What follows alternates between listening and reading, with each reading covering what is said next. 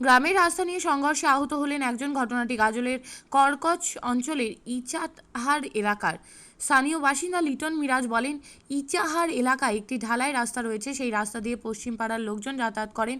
এলাকার বাসিন্দা সফিউর রহমান তার বাড়ির সামনে রাস্তায় বাঁশের খুঁটি পুঁতে রাস্তা আটকেছিলেন।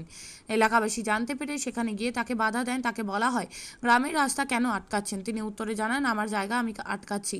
সেই সময় সফিউর ওই গ্রামের মমিনুর ইসলামকে হঠাৎ লোহার রড আঘাত করে বলে অভিযোগ। তিনি ঘটনাস্থলে লুটিয়ে পড়েন। স্থানীয় লোকজন মমিনুরকে উদ্ধার করে গাজল হাসপাতালে নিয়ে যান। পরে গাজল থানার লিখিত অভিযোগ জানানো হয়। সেটা হয়েছিল যে বাচার গ্রামে যে বাদী যাকে মারা হয়েছে তাদের ওখান দিয়ে একটা রাস্তা আছে। সে রাস্তাটা ঢালাই করা হয়েছে। ঢালাইয়ের উপর দিয়ে যে বিবাদী সফিউর রহমান কি করেছিল, ঢালাইয়ে মানে ওই গ্রামে পশ্চিম পাড়ায় মোটামুটি 60টার মতো বাড়ি আছে। লোকগুলো ওই রাস্তা দিয়ে যাতায়াত করে। এবার যাতায়াত করার সময় ওই রাস্তাটা কি হচ্ছে, সফিউর রহমান খুঁটি কেটে দিচ্ছে, পিলার কেটে দিচ্ছে রাস্তার মাঝখানে 2-3 ফিটে দিচ্ছে রাস্তা। তো তারপরে রাস্তা আটকে দিয়েছে। হ্যাঁ, রাস্তা এক কথায় রাস্তা আটকে দিয়েছে, খুঁটি পুঁতে দিয়েছে, মানে ঘেরবে রাস্তাটাকে। এবার ও বলছে এটা আমার জায়গা। এবার গ্রামবাসী থেকে সবাই মিলে বাধা দিচ্ছে। বাধা দেওয়ার পরে তারপরে ওই দাদাটা আসলো মাঠ থেকে এসেছিল। আসার পরে ওখানে চাচা হবে, গ্রামের সবাইকে চাচা বলো, আপনি এক কাজ করেন, এখানে না করে একটু খুঁটিটাকে 2 ফিট আগিয়ে নেন, তাহলে যাতায়াতের সবাই হবে।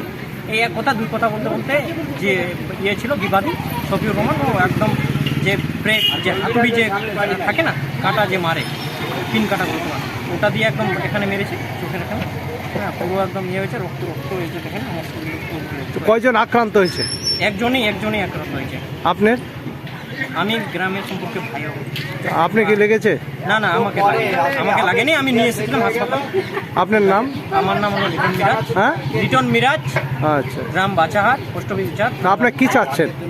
আমরা চাইছি যে দেখেন সব তো নিজেদের মধ্যে, আর যে যখন একটা থানায় লিখিত অভিযোগ হয়েছে যে রাস্তা চাচ্ছেন, তাই তো? হ্যাঁ, মানে রাস্তা চাইছি, প্লাস রাস্তা তো ছাড়তে হবে, বলেন, রাস্তা তো আটকানো যাবে না, ভেতরে করে। আর যে কী করছে ওনারা, যা ওনার গার্জিয়ান আছে অভিভাবক, ওরা লিখিত অভিযোগ থানায় জমা করেছে, আসামিকে নিয়ে আসা হয়েছে। আইজি সাহেব আমাদেরকে পুরোপুরি সহযোগিতা করেছেন। হ্যাঁ, গাজল থানায় লিখিত অভিযোগ করলেন? গাজল থানায় লিখিত অভিযোগ দিয়েছি। ঠিক আছে। আপনি কি জায়গা কিনতে চান? তাহলে আর চিন্তা নেই। 34 নম্বর জাতীয় সড়কের ধারে রায়গঞ্জের নট্টপাড়ায় ঠিক বিপরীতে নিউ উকিলপাড়ায় আজই সুলভ মূল্যে জায়গা কিনুন, গড়ে তুলুন নিজের স্বপ্নের ঘর। তাই আর অপেক্ষা না করে আজই চলে আসুন আমাদের এখানে, দেখে যান জায়গা। মন পছন্দের স্বপ্নের প্রাসাদ গড়ে তুলুন আপনার কেনা এই জায়গায়।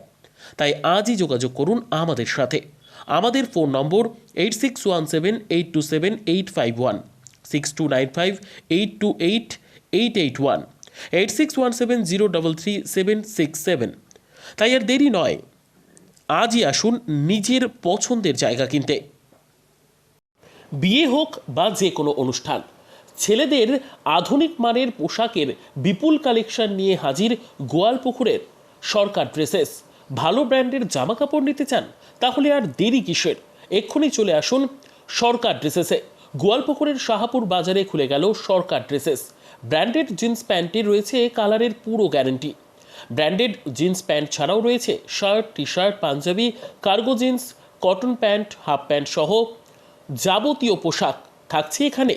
সকল প্রকার কেনাকাটায় থাকছে আকর্ষণীয় উপহার।